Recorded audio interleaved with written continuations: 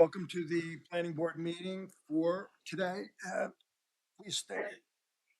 I pledge allegiance to the flag of the United States of America and to the republic for which it stands, one nation, under God, indivisible, with liberty and justice for all.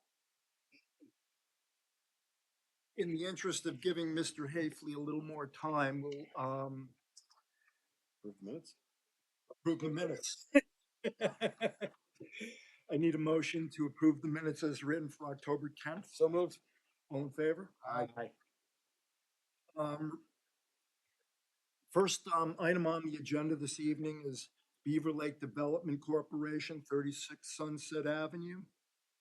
Anybody here for the applicant? Maureen, do you have anything to add? Go back and talk about the chim bits. We have an application that Mr. Hafley submitted recently. Would either Ron or Britton like to comment on any significant changes to the to the submittal? The only change between this submission and the one the board previously saw was the parking calculation was changed. It was updated to the current code factor. There's still outstanding planning issues in terms of understanding the use of the whole site. The second half of the parcel, it's unclear what that's being used for. Access, circulation, details relating to the floor plans, lighting, landscaping, all of those things have not been submitted for our review. Ron, do you have anything to add?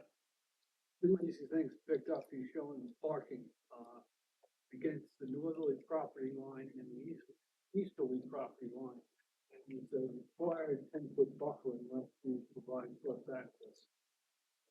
So he's got to bring his parking back, which will certainly impact the site plan. There's no details, there's no dimensions, there's no drainage. All of the things that are required, I think it's 197, 97 or something like that, or some notice, 63. So I'll make a suggestion, Mr. Chairman. Thank you. At a minimum, have the planner and engineer do a memo, and if Brad wants to do a memo also, that can be passed along to the applicant, and then the applicant can make a decision whether. I mean, they hinted the last time that they're not going to provide information that we want, but I think the right way to do it is to put it in writing, let them make that decision In writing. and yeah, or he can come to the next meeting and say, we're not giving it to you, but either way, we could. If we do memos by the consultants, then we can provide it to the applicant and they can respond accordingly.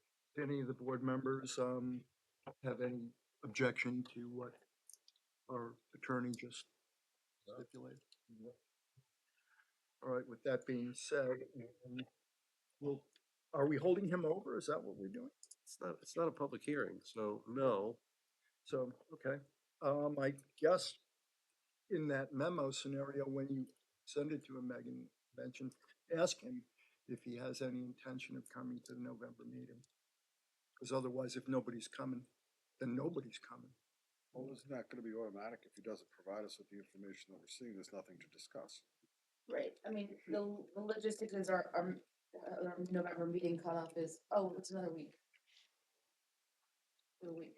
It's close to 10 days, but But until he We'll provides, do the memos and we'll have to make a submittal and then we'll put them on the agenda 10 days later, within 10 days. I tell him to show up. All right, with that being said, I need a motion to close the meeting. so moved. All in favor? Aye.